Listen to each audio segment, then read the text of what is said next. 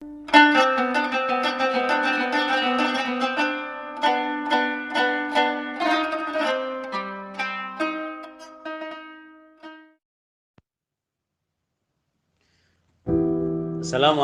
warahmatullahi wabarakatuh. Bapak Ibu sekalian, ketemu lagi sama saya, mudah-mudahan tidak bosan. Kali ini tema kajian kita adalah masih tentang anak. Serinya masih tentang anak sebagai investasi akhirat. Ada sebuah sabda Rasulullah SAW, "Idza mata banu Adam in qata'a 'amaluhu illa min salasin." Apabila anak Adam itu meninggal, siapa saja yang meninggal, maka sesungguhnya terputus semua amalnya, tidak tersisa sama sekali, illa min salasin, kecuali 3 hal. Apa itu? Yang pertama adalah shadaqatun jariyatin, sedekah jariyah. Yang kedua adalah au ilmu yuntafa'u bi, ilmu yang bermanfaat. Lalu yang ketiga adalah au walidin shalihin yad'ullah. Bapak Ibu yang insya Allah dimuliakan oleh Allah, kalau Bapak Ibu menganggap putra putri sebagai investasi akhirat, maka ajarkan betul tentang ilmu-ilmu akhirat. Ajarkan dia tentang tauhid, tentang akidah. Ajak anak-anak kita mengenal Allah. Ajak anak-anak kita untuk ngerti ibadah. Apalagi ini bulan puasa, ajarkan mereka berpuasa. Ajarkan mereka untuk sholat tanpa meremehkan apapun sholatnya, baik sunnah maupun yang fardu.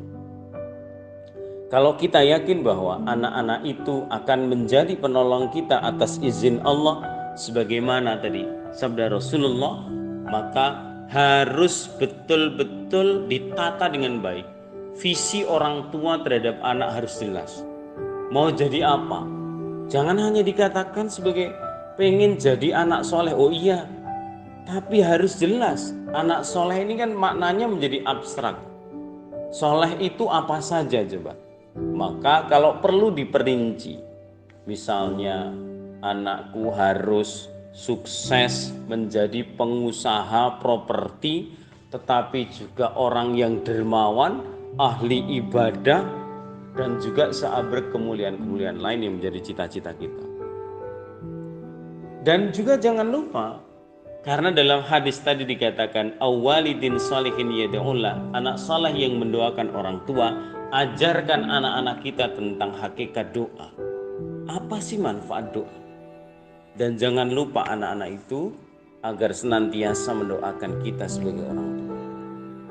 Kalau diajarkan dengan baik, tentu tanpa diperintah pun itu adalah automatically. Ingat jamaah sekalian, Bapak Ibu sekalian, kalau kita meninggal itu semuanya kan tadi terputus. Tidak ada yang bisa kita banggakan. Harta kita, mobil kita, rumah mewah kita, itu semuanya tidak berfungsi. Bahkan ketika orang mengantarkan ke makam, kemudian menguburkan mayat itu, ada 3 hal yang mengikuti kan. 1 keluarganya, 2 hartanya, kemudian yang ketiga adalah amal solehnya. Yang 2 ini kembali, keluarganya kembali, hartanya kembali, tetapi amal soleh itulah yang mengikuti dan menemani kita di liang lahat. Dan salah satu wujud atau bentuk amal soleh kita adalah kita berinvestasi anak-anak kita. Mari kita prioritaskan untuk menjadi orang yang benar, yang taat pada Allah Subhanahu wa taala. Jadi tidak usah risau kalau putranya tidak ranking 1 dalam kelas. Tidak usah risau kalau tidak menjadi pemenang dalam ujian nasional. Tetapi Bapak Ibu pantas risau kalau anak-anaknya tidak cinta terhadap masjid.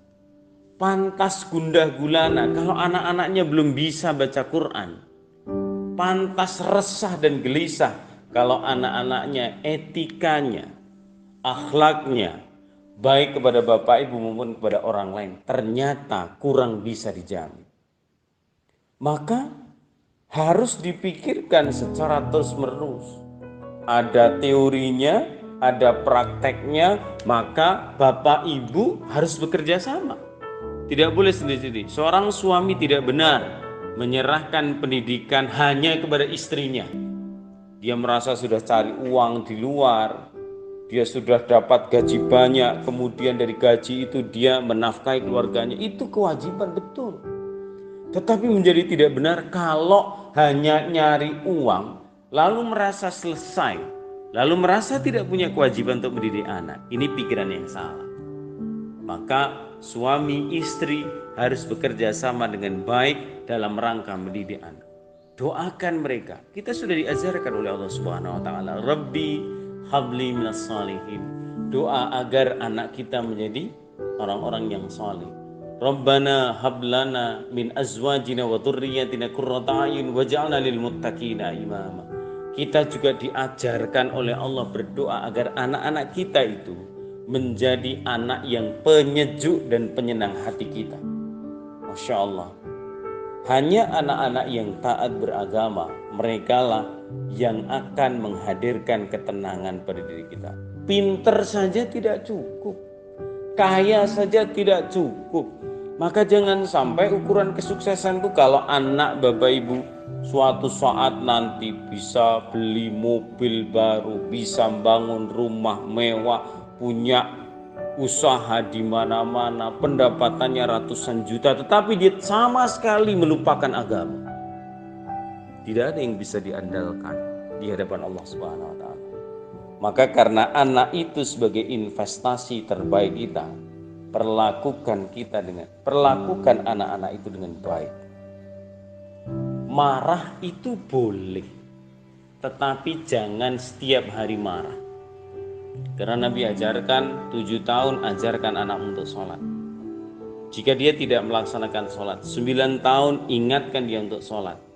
Jika tidak sholat juga 10 tahun pukul dia. Bahkan Nabi mengajarkan dipukul anak-anak itu ketika dia tidak melaksanakan sholat. Tentu maknanya bukan memukul untuk menyakiti, bukan memukul dalam rangka langganan pengen nganteni anak. Tentu bukan ke sana. Tetapi memukul di sana itu maknanya adalah makna edukatif. Sebagai peringatan bagi anak, Masya Allah, betapa pentingnya taat kepada Allah. Anak akan membaca situasi itu demikian. Anak akan belajar, oh kenapa orang tuanya begitu keras ketika bicara tentang ibadah, ketika bicara tentang agama. Oh, ada sebuah pengertian. Bapak ibu saya menginginkan saya menjadi orang yang taat beribadah. Tentu kalau tidak marah bisa dilakukan, itu adalah jalan yang terbaik yang harus dipilih. Semoga bisa dilaksanakan dan semoga bermanfaat. Assalamualaikum warahmatullahi wabarakatuh.